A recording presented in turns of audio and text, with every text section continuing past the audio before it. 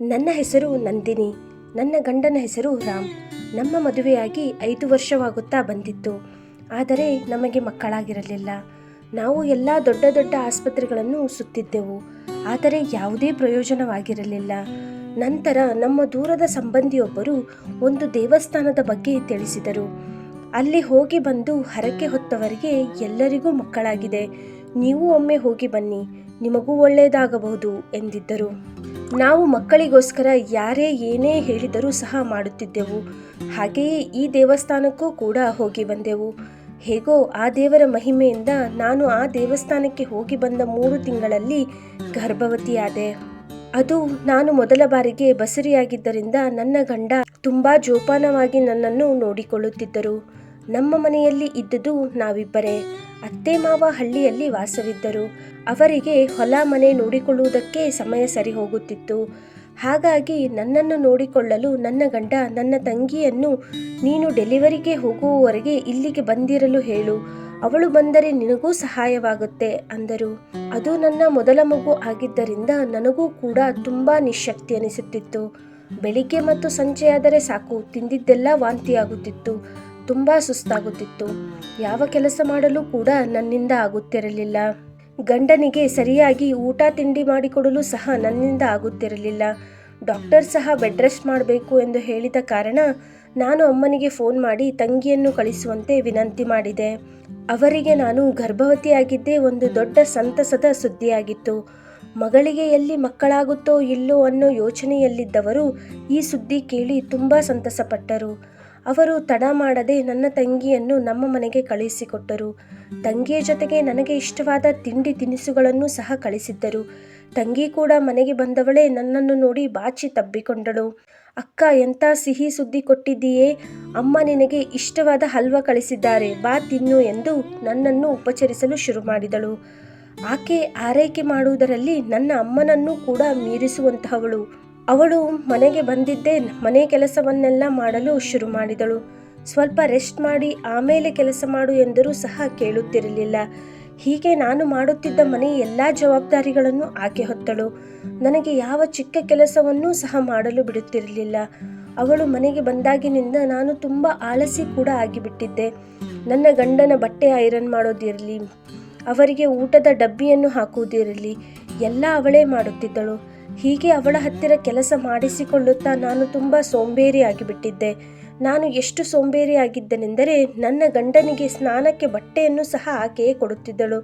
ಅವರಿಗೆ ಊಟಕ್ಕೂ ಸಹ ಅವಳೇ ಬಡಿಸುತ್ತಿದ್ದಳು. ಹೀಗೆ ಮನೆಯ ಚಿಕ್ಕ ಕೆಲಸದಿಂದ ಹಿಡಿದು ದೊಡ್ಡ ಕೆಲಸದವರೆಗೆ ಅವಳೇ ಎಲ್ಲವನ್ನೂ ಮಾಡುತ್ತಿದ್ದಳು. ನನ್ನ ಗಂಡ ಕೂಡ ಆಫೀಸಿನಿಂದ ಬರುತ್ತಾ ಅವಳ ಹೆಸರನ್ನೇ ಕರೆಯುತ್ತಿದ್ದರು. ತಮಗೆ ಏನು ಬೇಕಾದರೂ ಅವಳನ್ನೇ ಕೇಳುತ್ತಿದ್ದರು. ಹೀಗೆ ನಾನಾಗಲಿ ಗಂಡನಾಗಲಿ ಪೂರ್ತಿಯಾಗಿ ಅವಳ ಮೇಲೆ ಅವಲಂಬಿತರಾದೆವು. ಅವಳಿಲ್ಲದೆ ಮನೆಯಲ್ಲಿ ಯಾವ ಕೆಲಸವೂ ಆಗುವುದಿಲ್ಲವೇನೋ ಅನ್ನೋ ಸ್ಥಿತಿಗೆ ಬಂದಿದ್ದೆವು. ಆಕೆ ಮನೆ ಕೆಲಸ ಅಷ್ಟೇ ಅಲ್ಲದೆ ನನಗೆ ಪ್ರತಿ ತಿಂಗಳು ಚೆಕಪ್ಗೆ ಕೂಡ ಕರೆದುಕೊಂಡು ಹೋಗ್ತಿದ್ಲು. ಪ್ರತಿದಿನವೂ ಸರಿಯಾದ ಸಮಯಕ್ಕೆ ಊಟ ಮತ್ತು ಮಾತ್ರೆಗಳನ್ನು ಕೊಡುತ್ತಿದ್ಲು. ಇದನ್ನೆಲ್ಲ ನೋಡಿದ ನನ್ನ ಗಂಡ ಆಕೆಯನ್ನು ತುಂಬ ಮೆಚ್ಚಿಕೊಂಡಿದ್ದರು. ಇದ್ದರೆ ನಿನ್ನ ತಂಗಿಯ ಹಾಗೆ ಇರಬೇಕು, ಅವಳನ್ನು ನೋಡು, ಹೇಗೆ ಚಟಪಟ ಓಡಾಡುತ್ತಾ ಮನೆಯ ಕೆಲಸ ಮಾಡಿ ಮನೆಗೆ ಬಂದವರನ್ನು ವಿಚಾರಿಸಿ ಸತ್ಕಾರ ಮಾಡುತ್ತಾಳೆ. ನಿಜವಾಗಿಯೂ ಅವಳು ಗ್ರೇಟ್. ಅವಳನ್ನು ಮದುವೆಯಾಗುವ ಗಂಡು ನಿಜಕ್ಕೂ ಅದೃಷ್ಟವಂತ ಎಂದಿದ್ದರು. ಅವರು ಹೇಳಿದ್ದನ್ನು ಕೇಳಿ ನನ್ನ ತಂಗಿ ಮೇಲೆ ನನಗೂ ಹೆಮ್ಮೆ ಎನಿಸಿತು. ಹೀಗೆ ಎಲ್ಲವೂ ಚೆನ್ನಾಗಿಯೇ ಸಾಗುತ್ತಿತ್ತು. ನನಗೆ 5 ತಿಂಗಳು ತುಂಬುತ್ತಾ ಬಂದಿತ್ತು.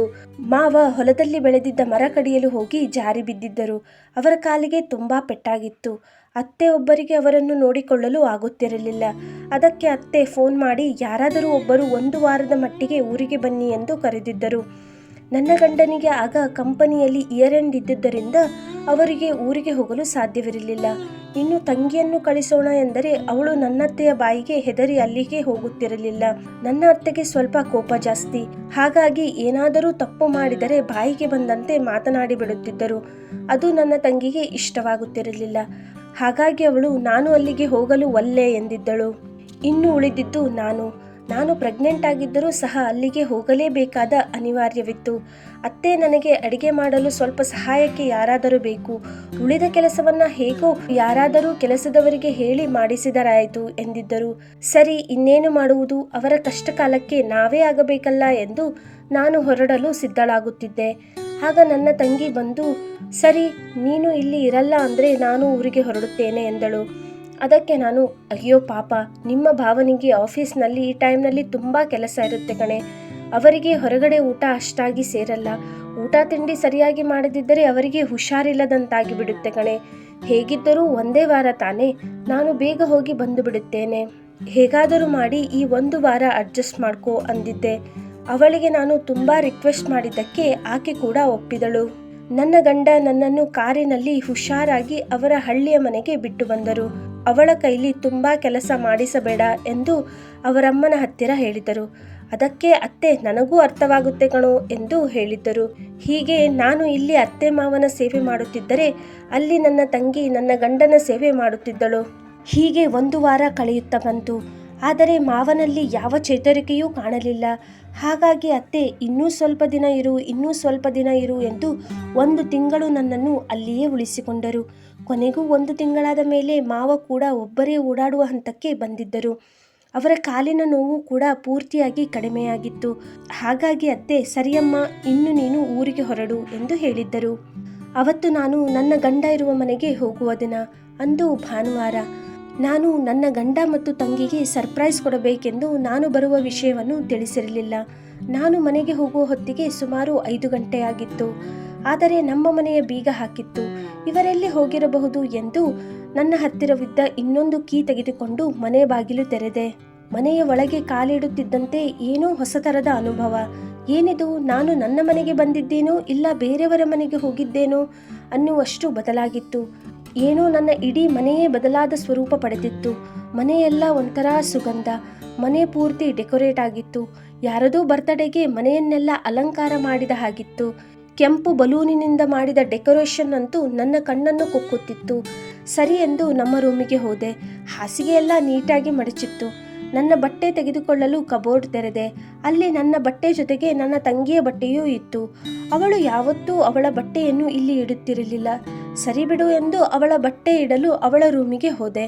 ಅವಳ ಕಬೋರ್ಡ್ ಓಪನ್ ಮಾಡಿ ಬಟ್ಟೆ ಇಡಲು ಹೋದರೆ ಅಲ್ಲಿ ನನ್ನ ಗಂಡನ ಬನಿಯನ್ ಮತ್ತು ಒಳ ಉಡುಪುಗಳು ಇದ್ದವು.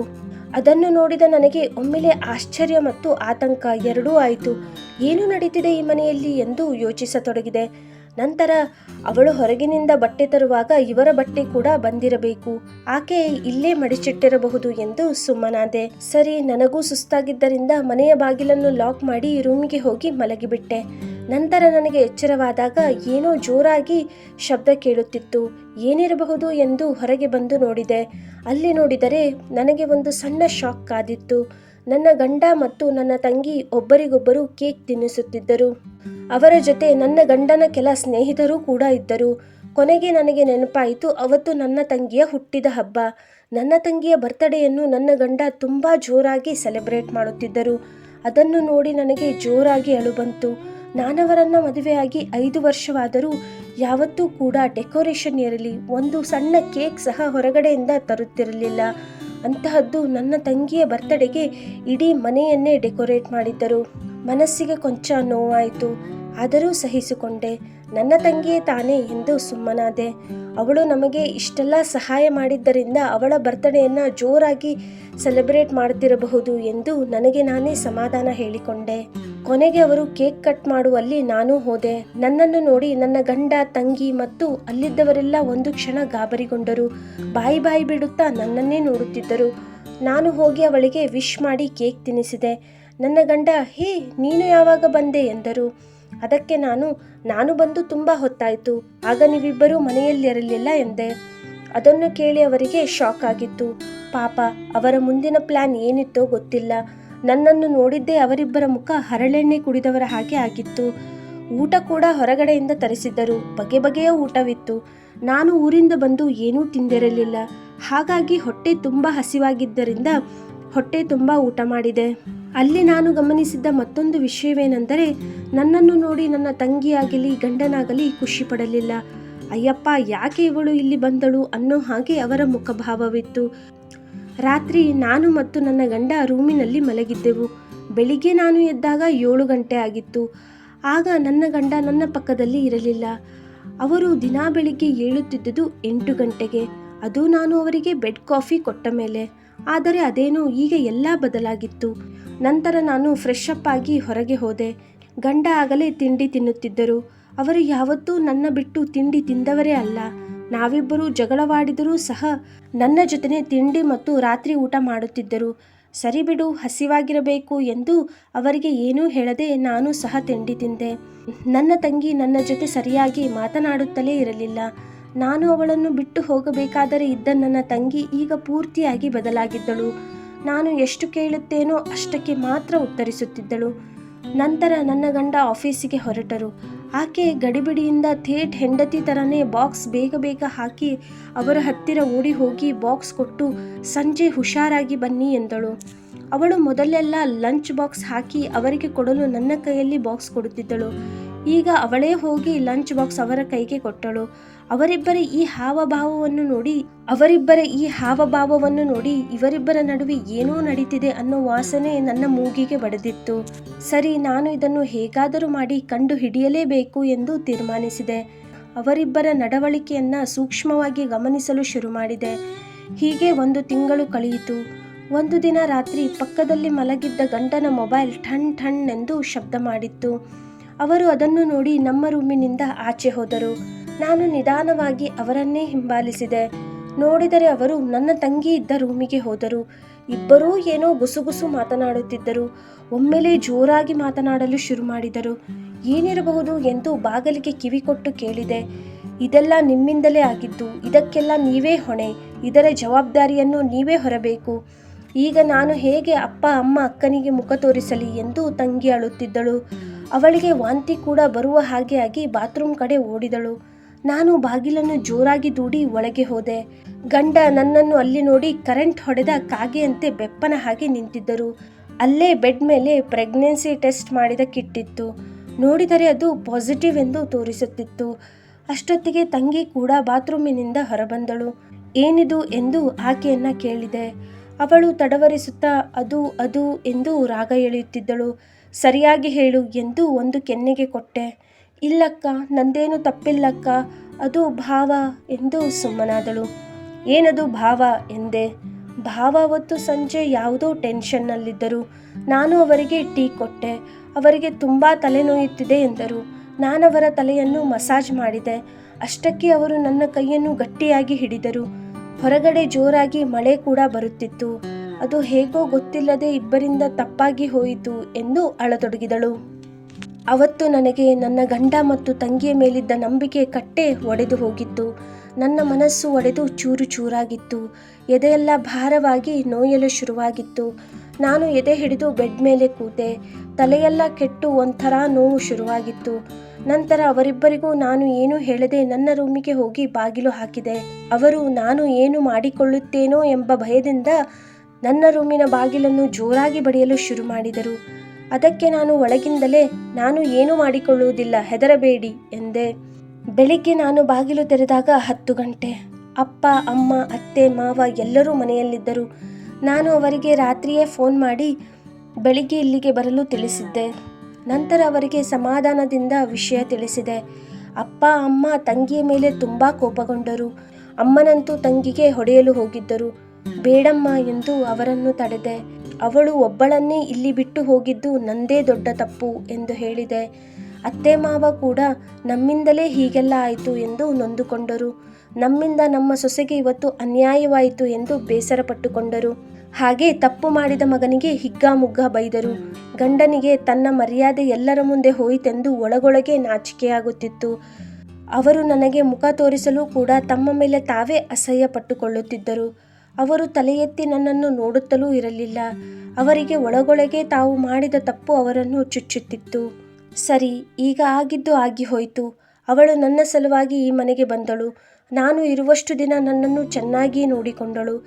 ಗರ್ಭಿಣಿಯಾದ ನನ್ನನ್ನು ನೋಡಿಕೊಳ್ಳಲು ಬಂದವಳು ನನ್ನ ಗಂಡನ ಪವಾಡದಿಂದ ತಾನೇ ಗರ್ಭವತಿಯಾದಳು. ಅವಳನ್ನು ಈಗ ನಡು ನೀರಿನಲ್ಲಿ ಬಿಡುವುದು ಸರಿಯಿಲ್ಲ. ಒಂದು ಒಳ್ಳೆ ಮುಹೂರ್ತ ನೋಡಿ ಅವರಿಬ್ಬರ ಮದುವೆ ಮಾಡಿಸುವುದೇ ಉತ್ತಮ ಎಂದೆ. ಹೇಗೂ ನಾವಿಬ್ಬರೂ ಸ್ವಂತ ಅಕ್ಕ ತಂಗಿಯರಾಗಿರುವುದರಿಂದ ಮೊದಲಿನಿಂದಲೂ ಜೊತೆಗೇ ಇದ್ವಿ ಅಲ್ವಾ, ಹಾಗೆ ಈ ಮನೆಯಲ್ಲೂ ಒಟ್ಟಿಗೆ ಇದ್ದರೆ ಆಯಿತು. ಅದನ್ನು ಕೇಳಿ ತಂಗಿ ಓಡಿ ಬಂದು ನನ್ನ ಕಾಲನ್ನು ಹಿಡಿದಳು.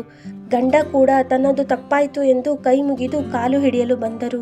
ಅವರಿಬ್ಬರಿಗೆ ಏನೂ ಹೇಳುವ ಸ್ಥಿತಿಯಲ್ಲಿ ನಾನಿರಲಿಲ್ಲ. ನನ್ನ ಮನಸ್ಸು ಒಡೆದು ಚೂರು ಚೂರಾಗಿತ್ತು. ಆದರೂ ತಂಗಿಯ ಬಾಳು ಹಾಳಾಗಬಾರದೆಂದು ಅಕ್ಕನಾಗಿ ನಿರ್ಧಾರ ತೆಗೆದುಕೊಂಡಿದ್ದೆ. ಮರುದಿನ ಇದ್ದ ಒಂದು ಒಳ್ಳೆಯ ಮುಹೂರ್ತದಲ್ಲಿ ಕೆಲವೇ ಆಪ್ತ ಸಂಬಂಧಿಕರು ಮತ್ತು ಸ್ನೇಹಿತರ ಸಮ್ಮುಖದಲ್ಲಿ ಅವರ ಮದುವೆ ಮಾಡಿಸಿದೆ. ನಂತರ ನಾನು ಡೆಲಿವರಿಗೆ ಊರಿಗೆ ಅಪ್ಪ ಅಮ್ಮನ ಜೊತೆಗೆ ಹೋಗಿಬಿಟ್ಟೆ. ನನಗೆ ಒಂದು ಮುದ್ದಾದ ಹೆಣ್ಣು ಮಗು ಜನಿಸಿತು. ನಂತರ ನಾನು ಗಂಡನ ಮನೆಗೆ ಬಂದೆ. ತಂಗಿ ಡೆಲಿವರಿಗೆಂದು ಊರಿಗೆ ಹೋದಳು. ಅವಳಿಗೂ ಕೂಡ ಒಂದು ಮುದ್ದಾದ ಗಂಡು ಮಗು ಜನಿಸಿತು. ಹೀಗೆ ಆ 2 ಮಕ್ಕಳು ನಮ್ಮ ಜೀವನದಲ್ಲಿ ಬಂದ ಮೇಲೆ ನಾವು ನೋವು, ಕೋಪ ಎಲ್ಲವನ್ನೂ ಮರೆತು ಸುಖ ಮತ್ತು ಸಂತೋಷದಿಂದ ಜೀವನ ನಡೆಸಲು ಶುರು ಮಾಡಿದೆವು. ಇದು ನನ್ನ ಕತೆ. ಈ ಕತೆ ನಿಮಗೆ ಇಷ್ಟವಾಗಿದ್ದರೆ ದಯವಿಟ್ಟು ಲೈಕ್, ಶೇರ್ ಮತ್ತು ಸಬ್ಸ್ಕ್ರೈಬ್ ಮಾಡಿ. ಎಲ್ಲರಿಗೂ ಧನ್ಯವಾದಗಳು.